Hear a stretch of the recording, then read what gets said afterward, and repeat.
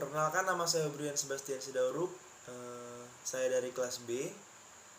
NIM saya 22231420062. Dalam video ini saya akan mengerjakan tugas rutin 3. Saya akan menjelaskan 7 poin dalam video-video yang dikirim oleh Pak Dani, dan saya akan merangkumnya dalam satu video ini. Yang pertama, ada cara atau memposisikan duduk, posisi kaki, juga tangan saat bermain gitar klasik. Jadi untuk posisi itu sendiri ada 2 jenis, yaitu posisi klasik dan posisi kasual. Dalam posisi klasik, umumnya pemain gitar klasik itu menaikkan kaki kiri di penyangga gitar, yaitu footstool, dengan posisi seperti ini. Dengan posisi lengkungan gitar berada pada paha kiri dan memainkannya dengan seperti ini.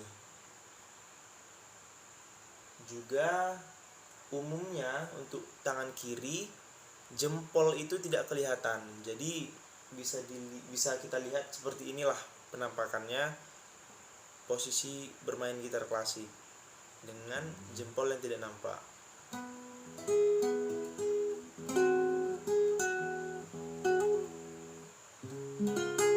Kira-kira seperti itu. Juga ada posisi kasual yang bisa diartikan posisi bebas, yang umumnya lengkungan gitar itu terdapat pada paha kanan seperti ini, dan dimainkan ya senyaman-nyamannya pemain saja. Ada juga beberapa pemain gitar yang memakai footstool, tapi footstoolnya kaki kanan yang berada pada footstool dengan posisi seperti ini, agar dapat mendapatkan posisi nyamannya dia bermain. Kemudian kita lanjut ke teknik memetik gitar. Untuk teknik memetik gitar itu sendiri ada 2 teknik yang dipakai. Ada teknik tirando dan apoyando. Teknik apoyando itu sendiri adalah teknik gitar yang setiap kita memetik gitar, misal seperti ini,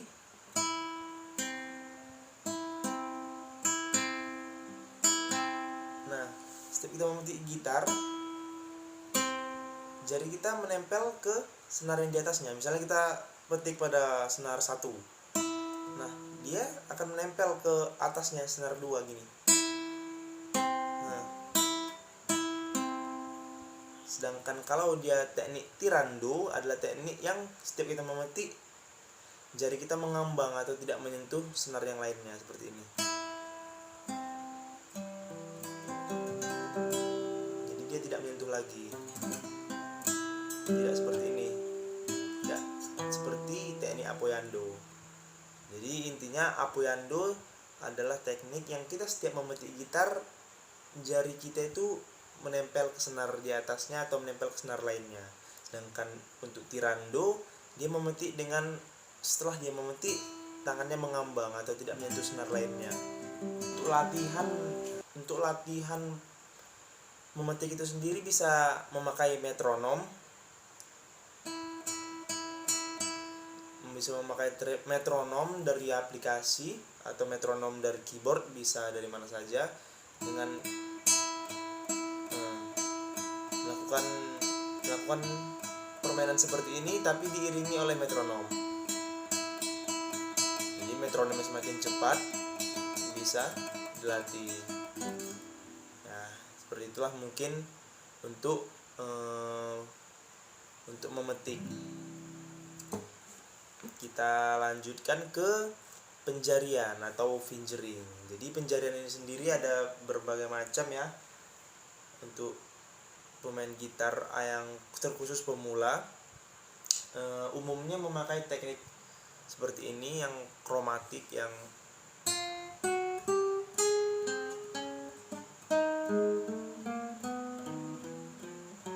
untuk penjarian itu sendiri tidak dibenarkan untuk memainkan secara lepas atau seperti ini misalnya.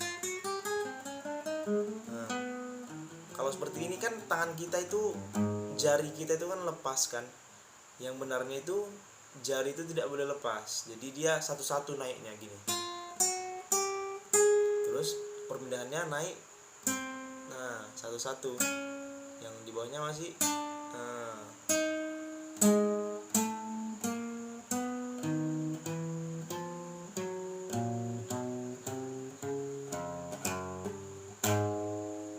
baru balik lagi satu-satu juga.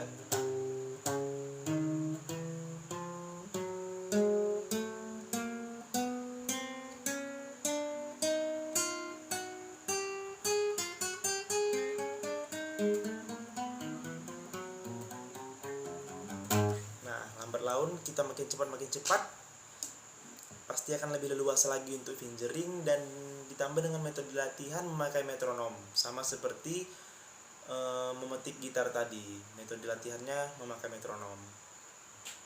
Lalu kita lanjut ke menekan gitar. Jadi ketika kita menekan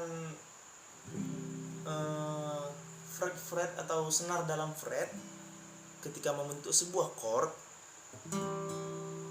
diusahakan jika kita menekan senar, tidak boleh mengenai senar lainnya. Nah, tidak ada yang misalnya ada yang mengenai senar lainnya. Jadi dia harus artikulasinya jelas ke semua senar yang ditekan. Jadi tidak ada boleh senar yang nyangkut, harus jelas.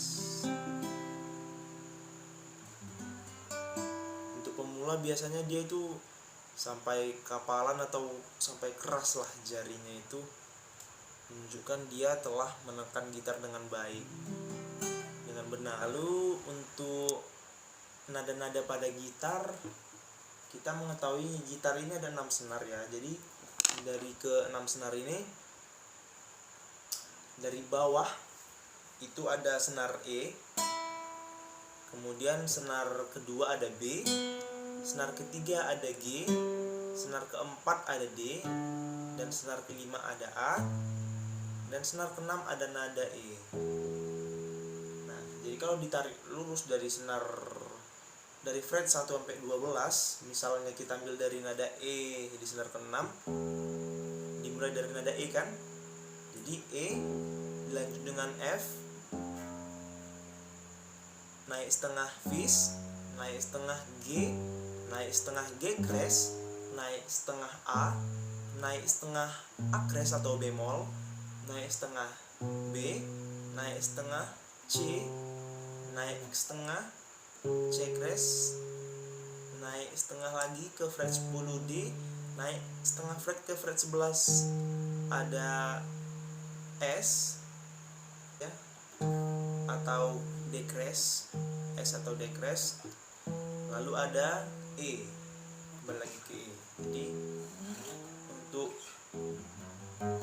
nada pada senar E yang barusan saya sebutkan tadi, itulah nada-nadanya pada senar gitar E. Kemudian kita lanjutkan ke pembahasan tentang gimana sih orang yang jarinya pendek ingin bermain gitar. Jadi orang yang jarinya pendek pun tidak menutup kemungkinan bisa bermain gitar, dengan catatan dia melakukan hal-hal yang bisa memudahkannya dalam membentuk sebuah chord misalnya. Jadi hal-hal tersebut bisa saja posisi jempolnya itu ketika membentuk chord di tengah-tengah neck gitar. Jadi jangkauannya untuk menjangkau fret atau senar yang di atas dengan jari yang pendek itu bisa. Kalau dia misalnya jempolnya berada di atas neck ini, dia lebih sulit menjangkau chord-chord yang susah gitu untuk dijangkau oleh jari yang pendek. Juga dengan cara memposisikan pergelangan tangan kita agak lebih condong ke depan. Jadi posisinya seperti ini. Jadi lebih memudahkannya untuk mencapai kunci, untuk membentuk sebuah kunci. Mungkin itu saja untuk tips atau trik lah untuk seseorang yang jarinya pendek dapat bermain gitar dengan baik. Cuk.